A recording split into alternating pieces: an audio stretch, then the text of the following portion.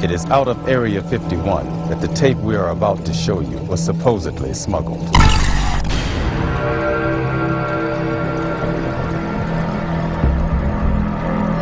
There are moments when this looks very real. Donald Rumsfeld has been aware of the alien interviews at least since 1973. His sole interest now is to find a way to be one of those who are taken off when the end comes. And I think you've got your hands on some pretty sensitive material.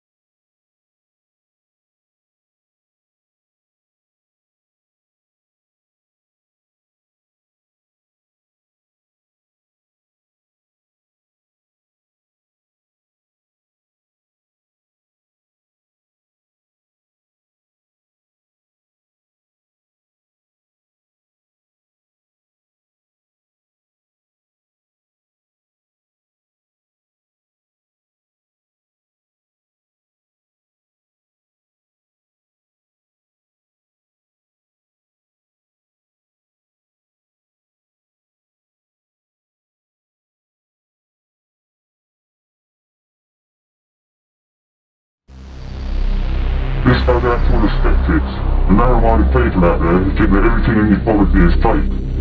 Be still now and listen, or your chance may not come again.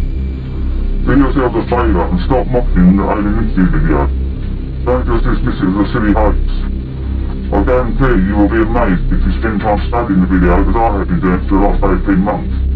And you wouldn't believe the amount of support I've been getting from well-known experts all over the world. Now sit back and watch the following documentary about why I believe the alien interview video is real. Okay, here it goes. 3, 2, 1.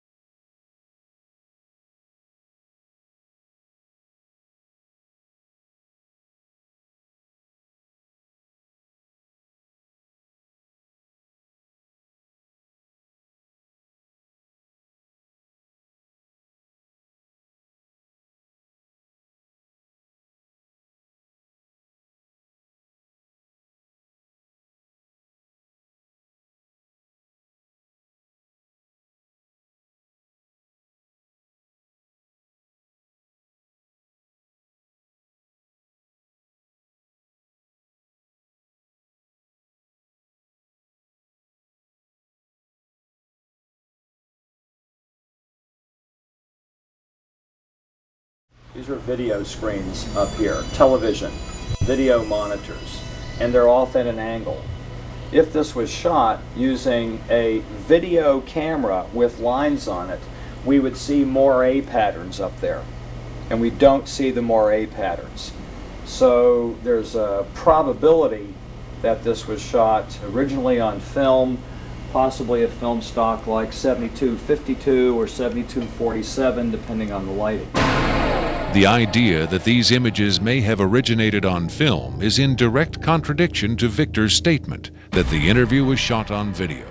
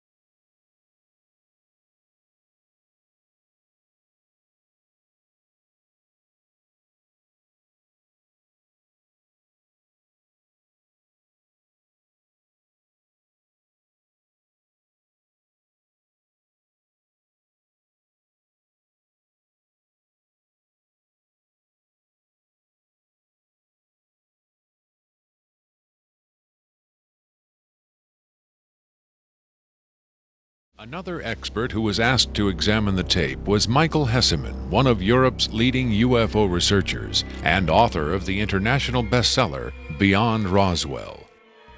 When I got the first information about the alien interview footage, and when I saw the first picture, I said there might be a connection to a real incident. Hesseman was intrigued both by the alien's appearance and by Victor's claim that the being arrived at Area 51 in 1989. If it is authentic, it might be the most significant film ever published, ever shown on television. For several years now, Hesseman has been investigating reports that the South African Air Force shot down a flying saucer in the Kalahari Desert in 1989. According to Hesseman's sources, 2 survivors were retrieved from the downed saucer. One was sent to Wright-Patterson Air Force Base in Ohio, and the other to Area 51.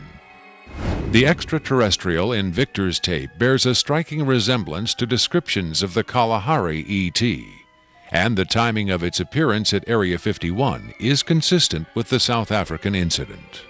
If you see the drawings we have of the Kalahari alien and the descriptions we have, it seems to be the same being. And the Kalahari incident puts the alien interview footage into a context and gives it at least a probability that it might be real. It might be the real stuff, we just don't know.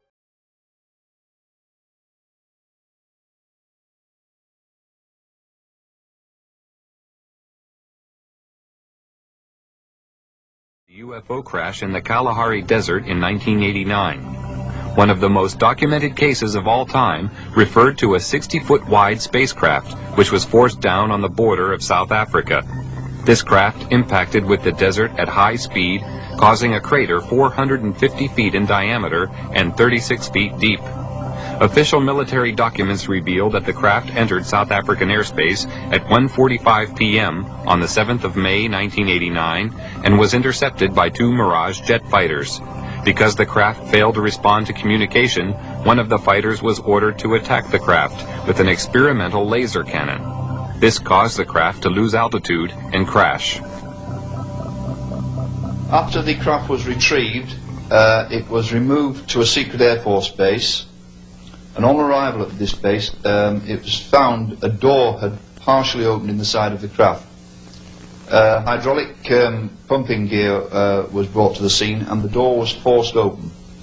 When this was done, 2 aliens staggered out of the craft, and it was found that one appeared to be seriously injured. They were immediately arrested and removed to a medical centre, where a medical team was sent in to try to assist. The authorities at the scene entered the UFO, and hieroglyphics were found inside the machine, alien hieroglyphics of course, and various items of electronic equipment were also removed from the craft. The retrieval team from America arrived eventually, and the object plus the aliens were eventually taken by C-5 Galaxy transporters back to Wright-Patterson Air Force Base, where further analysis was taken on. When the military entered the craft, they quickly removed portable equipment and instruments, some of which were considered useful as potential weapons. This was not certain at the time, but was clarified after scientific investigation. Also found aboard the craft were a series of hieroglyphics, which indicated that the aliens had a written form of communication. The writing gave the impression of an alien alphabet, but it is not known if any of the scientists present were able to understand its meaning. Data found on the craft were stored on a system of silicone slides. It was obvious to everybody at the site that they were dealing with a very advanced technology.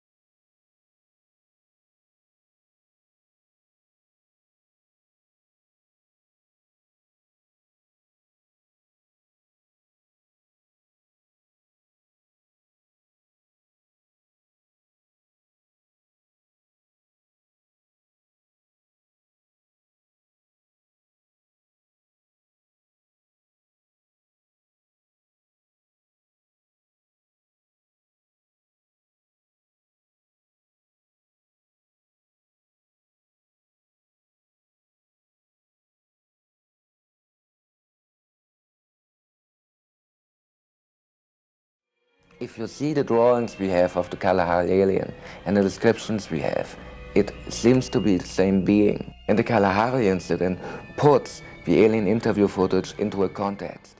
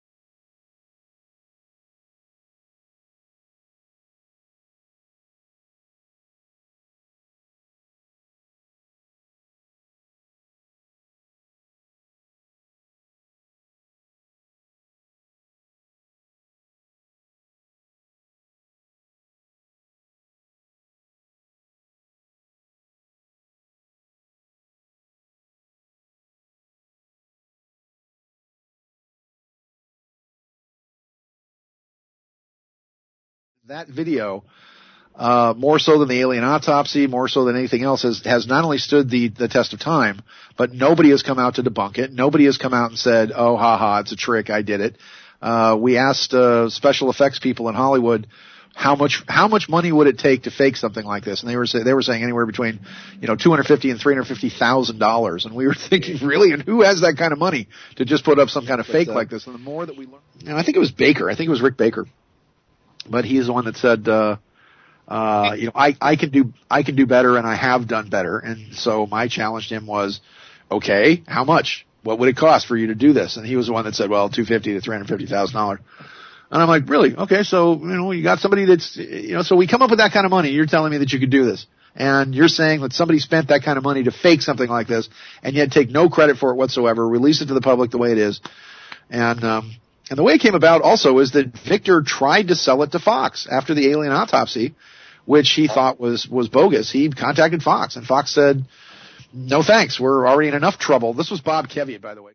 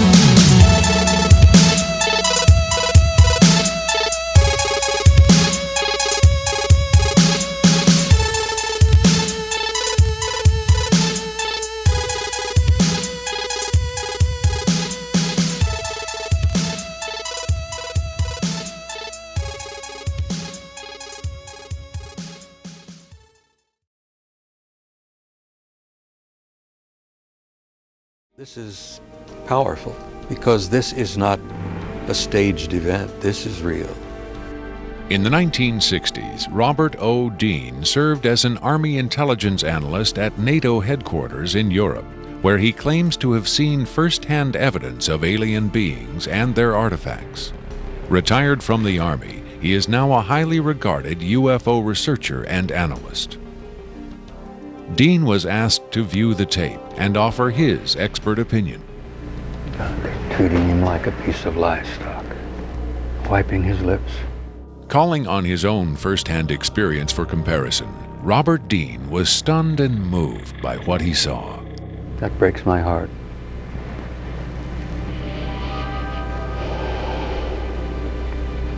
I think you've got yourself a piece of legitimate footage here, and I think you've got your hands on some pretty sensitive material. I don't know how the hell you got this. I don't know who you got it from, and frankly, I don't want to know who you got it from. But you got yourself a tiger by the tail with this footage. I would say, and I know that that's one of the things you ask of me, is that you've got yourself some legitimate footage of one of the little guys being interrogated and filmed. And there's a reality to it, and there's a sensitivity to it that literally breaks my heart. But I tell you very strongly, you've got something here that is very sensitive. Well, I know that the level of classification on this kind of a thing is so far damned above top secret that you can't imagine how sensitive this kind of thing is, and how delicate it is, and how tightly the government sits on anything like this.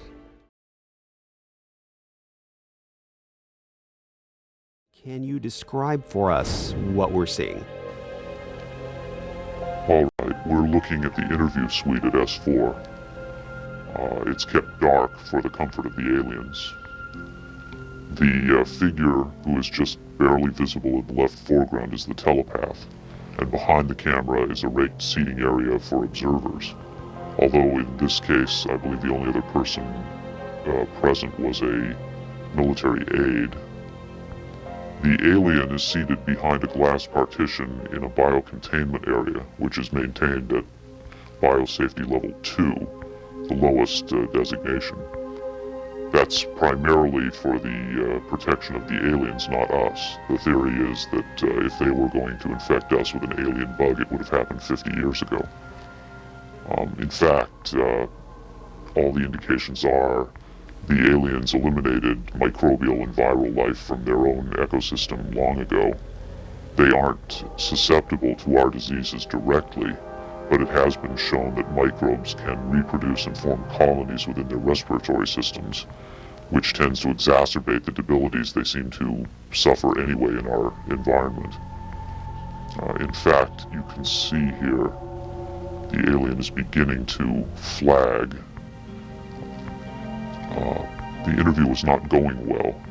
The telepath was trying to clarify some points from a previous interview, but he wasn't receiving coherent responses. As you can see, the being is in real distress. At this point, the telepath is sending out a message to the medical staff.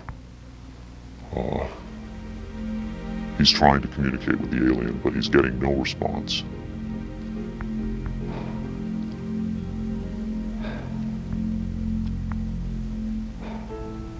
There's very little he can do.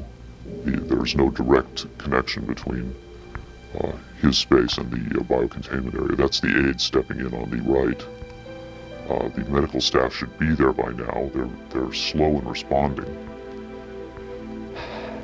There they are. I have to say the medical personnel at S4 are less than first rate. They tend to be selected for their willingness to keep secrets rather than their medical competence. By the way, he's not shining that light into the eyes. It looks that way, but in fact he's checking for hemorrhaging around the eye sockets and in the nasal cavity. I'm sorry. It's very hard for me to watch this.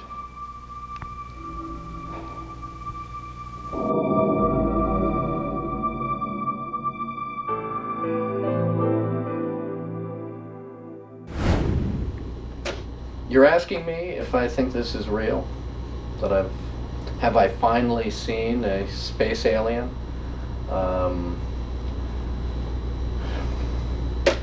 I don't know. But I do know this. I know that this is not a tricked up version like the alien autopsy. It doesn't attempt to distract you away from the alien. It doesn't have that cinema verite, black and white. It doesn't go to great lengths to try to fool the audience. Straight ahead. It's an alien on tape. Pretty much the way you'd probably film it. The point is this: what if it is real?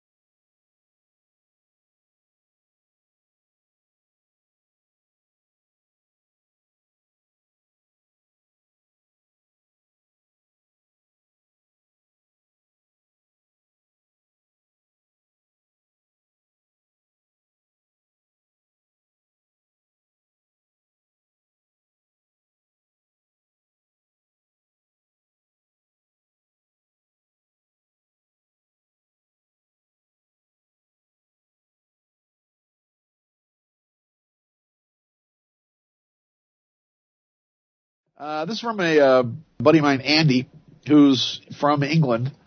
Andy's one of these great guys who is doing all this fantastic research on the Alien interview. Actually, and you can go on YouTube, and it's Andrew Burlington, and he's been a good friend of mine. I hope he doesn't mind my mentioning him on the radio, but he's doing a fantastic service because I was one of the people that was in the process, or was one of the people that was involved in bringing out the Alien interview, not the Alien autopsy. I was actually at the bottom of the Alien autopsy as well.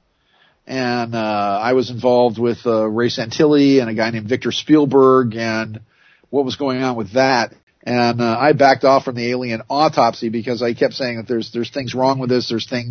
There's disconnects in the story that are not making any sense as far as it goes. So unfortunately, the Alien interview, which I do believe to be real, is something that is amazing, which you can still go online and take a look at. Over the course of the past, 15 years or so, 20 years almost, coming up in, it's about 18 years or so. Just piece after piece after piece has come up to actually verify what's going on with this footage.